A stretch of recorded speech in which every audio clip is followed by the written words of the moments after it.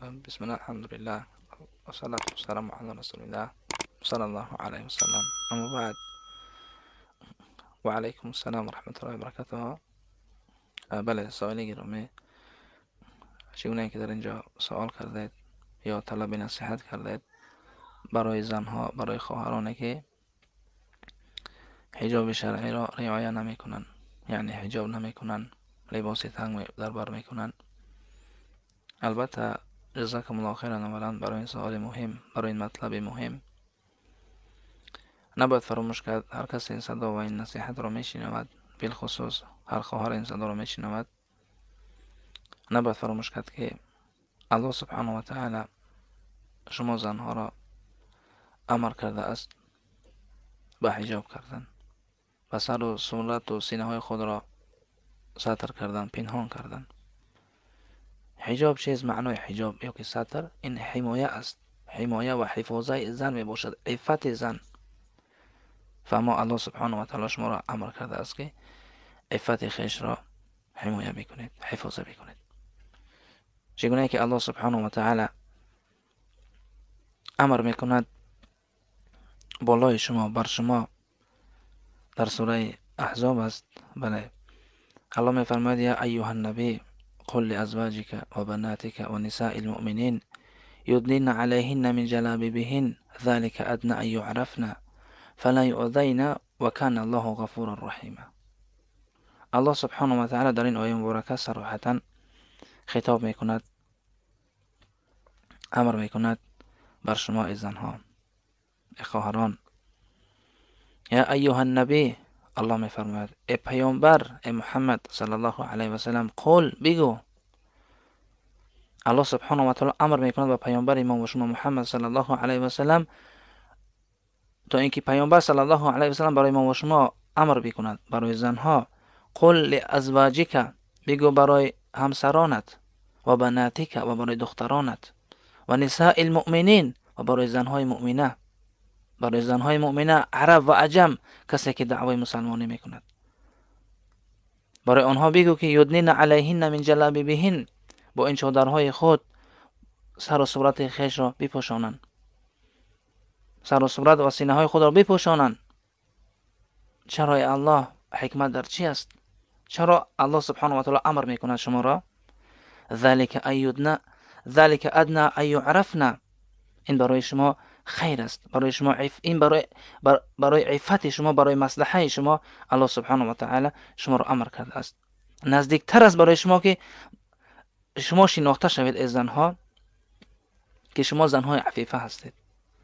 فلا یؤذین، شما حجاب کردید هر آینه، سر و صورت خیش را پوشانیدید، چادر کردید، خود را ستر کردید، حجاب کردید، تا اینکه مردم بشناسند که شما زنهای عفیفه هستید.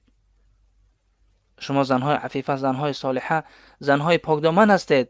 فلا یؤذین، تا اینکه برای شما آزار و اذیت ندهند. آن کسانی که در قلبشان مرض است، آن کسانی که در قلبشان فساد است، شهوت میخواهند ولعیاذ بالله عمل فساد انجام دهند، این برای شما حمایه از هر آینه. اگر شما چیکار بکردید؟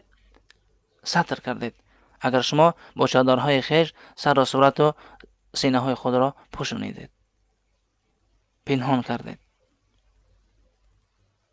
این برای شما عفت شما است.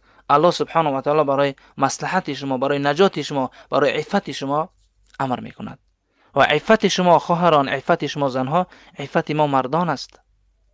هر این اگر شما زنها عفت خود را حمایه کردید، حفاظت کردید، سر و صورت و سینه های خود را پوشانیدید، و ما اینه که مردان نمیتوانند میل بکنند به سوی شما زنها.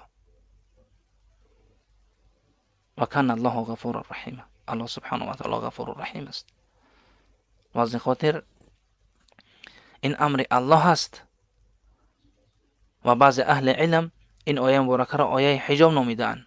این آیه را آیه حجاب نامیده‌اند. الله سبحانه و تعالی در این آیه مبارکه صراحتا شما را امر میکند که از زنها تبرج نکنید، یعنی که حجاب خود را رعایت بکنید، خود را حمایه بکنید و ستر بکنید، به ستری نکنید، به حجابی نکنید. چگونه که رسول الله صلی الله علیه و سلم فرمود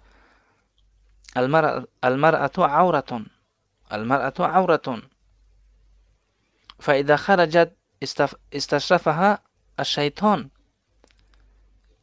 پیامبر صلی الله علیه و سلم فرمود که زن عورت است.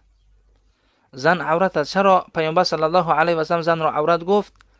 از حق زن این است که خودش را بپوشاند، خودش را ستر بکند، خودش را پنهان بکند، زیب و زینت خود را، زیبایی خود را، زینت خود را برای مردم نشان ندهد، پنهان بکند، زیرا که عورت است.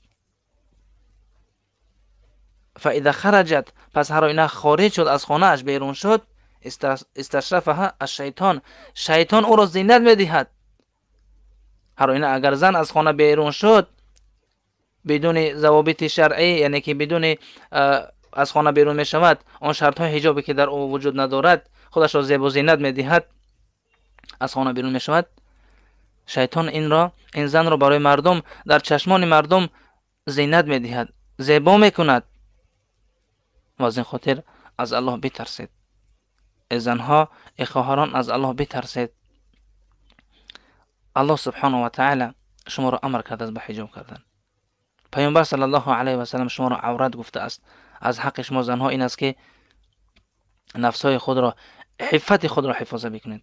سر و صورت و سینه های خود را، زیبایی خود را، زینت خود را برای کسی نشان ندهید، برای اشخاص بیگانه، برای مردان بیگانه. و پیامبر صلی الله علیه و سلم، الله و رسولش لعنت کرده است زنهایی که عریان از خانه بیرون میشوند. رسول الله صلی الله علیه و سلم در حدیث صحیح است که وعید شدید میکند الکاسیات و عاریات، آن زنهایی که لباس تنگ را در بر میکنند، آن زنهایی که لباس را در بر میکنند. چگونه لباس شفاف است که داخل است جسد و بدن زن، یعنی که ولعذ بالله مکشوف است، نمایان است. این زنها لباس داره مانند که لباس نداره، مانند که عریان هستند. زنهایی که چیکار میکنن؟ لباس شفاف، لباس تنگ رو در بر میکنن. پیامبر صلی الله علیه و سلم فرمود که بوی جنت، بوی بهشت به اینها نمیرسد. به این گونه زنها لعنت کرده است پیامبر صلی الله علیه و آله و سلم. و از این خاطر خواهران از الله بترسید، عفت خود را حفاظت بکنید. چگونه که گفتم، عفت شما زنها عفت مردان است. عفت شما زنها عفت مردان است. اگر شما به عفتی کردید، عفت خود را حمایت نکردید، خود را، یعنی که عزت و عفت خود را حمایت و حفاظت نکردید، عفت مردان نیز از بین می رود. و از الله بترسید، مردم را به سوی فساد دعوت نکنید. این است نصیحت اختصارا و بالله توفیق.